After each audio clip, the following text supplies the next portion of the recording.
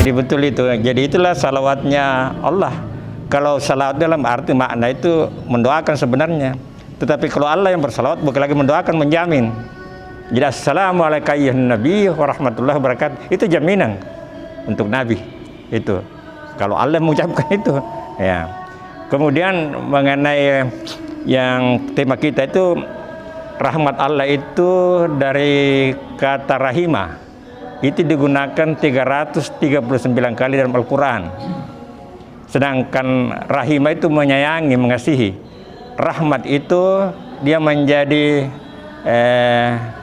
jenis kata perempuan, muannas itu. Khusus untuk rahmat itu digunakan 114 kali dalam Quran. Yang berarti kasih sayangnya Allah. Kalau dalam bahasa Inggris itu mercy, kasih sayangnya Allah. Jadi kalau kita bahagia dengan kasih sayangnya Allah, berarti itu adalah kebahagiaan hakiki. Sekarang apa indikatornya? Seperti yang disampaikan dengan Ustaz tadi, apa indikatornya? Di saat kita mengaji, lantas kita senang, itu keluar zat endorfin dari tubuh kita. Itulah salah satu indikator bahwa kita mendapat rahmat Allah. Kalau kita salat lantas nikmat, itu indikatornya. Kita datang ke pojoknya dengan senang, keluar zat endorfin itu. Tapi kalau kita datang dengan terpaksa, itu tidak. Jadi kenikmatan apabila kita melakukan sesuatu dan nikmat, itu salah satu indikator akan rahmat Allah atau kasih sayang Allah. Jadi kalau kita senang pesta-pesta, senang nonton, itu kebahagiaan semu. Tapi kalau kita senang melakukan apa yang Allah perintahkan, seperti hadir di majelis ini dengan senang hati, nah itulah ciri-ciri kebahagiaan dengan rahmat Allah, jadi kasih Allah. Dan tadi ada ustaz yang mengatakan bahwa seorang kiai, seorang ustaz itu tidak terpengaruh oleh apa kata orang, apa sikap orang, tetapi dia hanya berbuat sesuai kehendak Allah. Inilah sebenarnya puncak kebahagiaan sejati, wahdatul iradah, menyatunya kehendak sang hamba dengan Tuhannya. Tapi itu mudah diucapkan. Bagaimana kita melakukan sesuatu yang disenangi Allah dan kita senang. Di situ ada di surah Al-Insan yang biasa dibaca oleh Ustaz, di situ dikatakan yudkhilu may yasha'u fi rahmatihi. Allah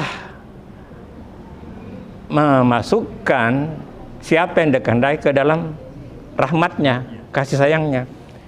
Sepintas lalu kita Allah itu pilih kasih siapa yang dikehendaki. Tapi kita sadari yang dikehendaki itu ada syaratnya. Jadi siapa yang dikehendaki? Yang dikehendaki memang ingin mendapat rahmat. Jadi menyatu kehendak sang hamba dengan Tuhannya. Kalau hanya kita yang mau, Allah tidak menghendaki, tidak. Kalau Allah menghendaki tapi kita tidak mau, tidak juga. Tapi di saat kita mau dan menyatu kehendak kita dengan kehendak Allah, itulah yang mendapat rahmat. Yudkhilu may yasha'u fi rahmatihi. Jadi itu. Jadi kita tidak dibentuk oleh tetangga, tidak dibentuk oleh orang lain, tapi kita dibentuk karena perintah Allah. Itu. Makasih. Adapun itu salawat, redaksi salawat itu nanti Ustaz yang jawab. Saya juga tidak tahu itu. Oke. Bismillahirrahmanirrahim. Alhamdulillah, karena pada malam ini temanya adalah bahagia. Bahagia itu dan ada embel-embelnya menurut syariat Islam barangkali atau menurut Islam. Rahmat Allah.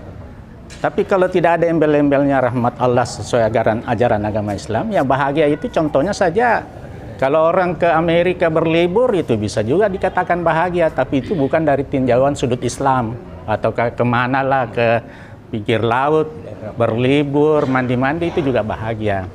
Tapi pada malam ini kami ingin menyampaikan sesuai tema yang dibicarakan oleh pembicara utama tadi.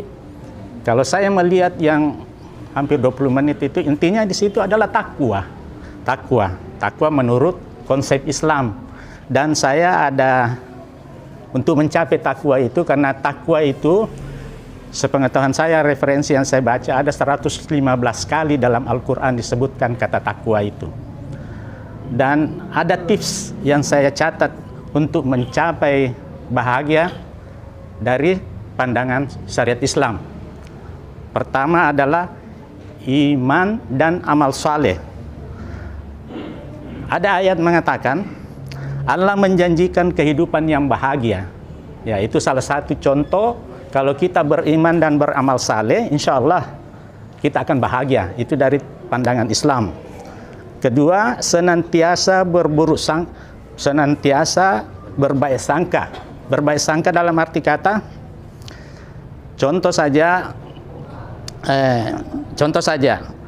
berbaik sangka Allah mengadakan, katakanlah ada tsunami. Jangan kita mengatakan bahwa Allah menghukum kita. Mestinya kalau berburuk sangka mungkin ada hikmahnya.